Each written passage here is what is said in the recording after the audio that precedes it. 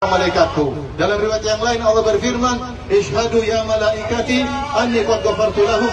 Saksikanlah wahai para malaikat, sungguhnya aku telah mengampuni hamba-hambaku. Karena tidak mungkin Allah membanggakan hamba-hambanya yang penuh dosa, tetapi Allah membanggakan hamba-hambanya yang diampuni oleh Allah Subhanahu wa taala. Ketika Allah berkata kepada para malaikat sambil membanggakan para jamaah haji, "Unzuru ila ibadi ja'uni syu'tan ghubran." Lihatlah wahai para malaikat kepada hamba-hambaku yang datang dengan rambut semeraut, dengan baju yang penuh dengan debu. Buat apa mereka kemari? Ma arada haula. Buat apa mereka kemari? Kenapa mereka meninggalkan kemewahan hidup mereka? Kenapa mereka meninggalkan negeri mereka? Kenapa mereka harus mengeluarkan uang yang banyak? Buat apa wahai malaikatku? Ini saksi bahwasanya Allah mengampuni dosa-dosa mereka. Oleh karena hari yang paling kita perlu berharap agar diampuni oleh Allah Subhanahu wa taala. Oleh karenanya diriwayatkan dalam hadis yang mursal bahwasanya Rasulullah SAW bersabda, "Ma ru'ya syaitan yauman wa huwa fihi asghar wa ahqar wa adhar wa aghyal min yaumi Arafah." Tidak dilihat syaitan paling kecil, paling hina, paling jauh dari kebaikan dan paling marah seperti hari Arafah. Dimana? Karena dia melihat rahmat Allah yang turun begitu banyak. Oleh karena jemaah haji yang dirahmati oleh Allah Subhanahu wa taala, antum telah datang di tempat yang jauh, telah meninggalkan segalanya untuk Allah Subhanahu wa taala, maka pusatkanlah doa di hari ini dengan doa sebanyak-banyaknya.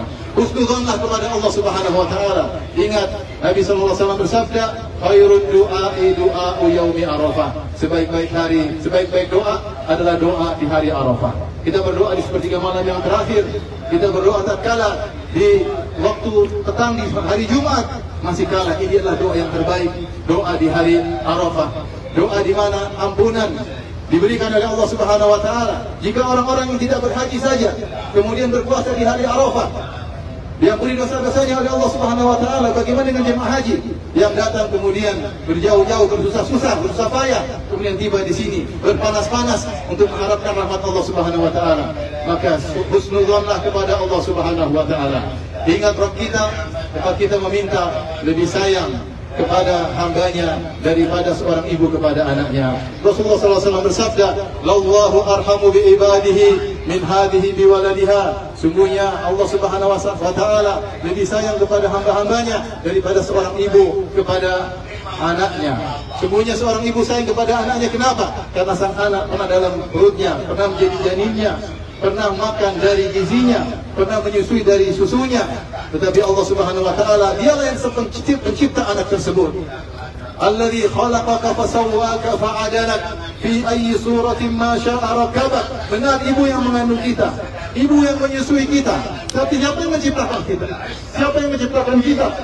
Yang beri rezeki kepada kita, yang menentukan bentuk kita ialah Allah Subhanahu wa taala. Bagaimana sang kreator, sang pencipta tidak sayang kepada yang dia ciptakan? Oleh karenanya benar, Allah lebih sayang kepada hambanya daripada seorang ibu kepada anaknya. Dan Allah Subhanahu wa taala berkata dalam hadis qudsi, "Ana inda dhanni 'abdi bi." Sungguhnya aku tergantung persangkaan hambaku kepadaku. Oleh karenanya, "Falyadhun 'abdi bi ma syaa." Hendaknya seorang hamba berprasangka yang dia sukai tentang diriku. Maka seorang berprasangka baik kepada Allah Subhanahu wa taala, bahwasanya Allah Maha Pengampun, Allah Maha Penyayang. Minta apa saja kepada Allah Subhanahu wa taala. Minta apa saja untuk diri kita, untuk keluarga kita, untuk orang-orang yang telah berjasa dalam kehidupan kita, yang masih hidup atau yang sudah meninggal dunia. Minta untuk mereka. Sungguhnya kekuasaan Allah, rahmat Allah, kemuliaan Allah sangat luas. Allah Subhanahu wa taala pernah berkata dalam hadis qudsi, "Ya ibadi, law anna awwalakum wa akhirakum wa insakum wa jinnakum qamu fi sa'idin wahidin." Wahai hamba-hambaku, kalau seandainya kalian dari awal sampai akhir, manusia maupun jin, semua berdiri bersama di satu dataran, fas'aluni, kemudian kalian semua minta kepadaku, fa'ataitu kulla wahidatin minkum mas'alatah, kemudian aku kabulkan seluruh permintaannya, mana qasadzalika min mulki, maka tidak akan mengurangi kekayaanku sama sekali. Allah juga, Nabi SAW juga berkata, "Yadullahi mal'an." Sesungguhnya tangan Allah penuh dengan kekayaan. La yaghidhuha nafaqatun. Tidak ada keberkahan, rizki yang Allah berikan mengurangi aset Allah sama sekali. Tidak mengurangi aset Allah sama sekali. Sahaul laili wan nahar. Allah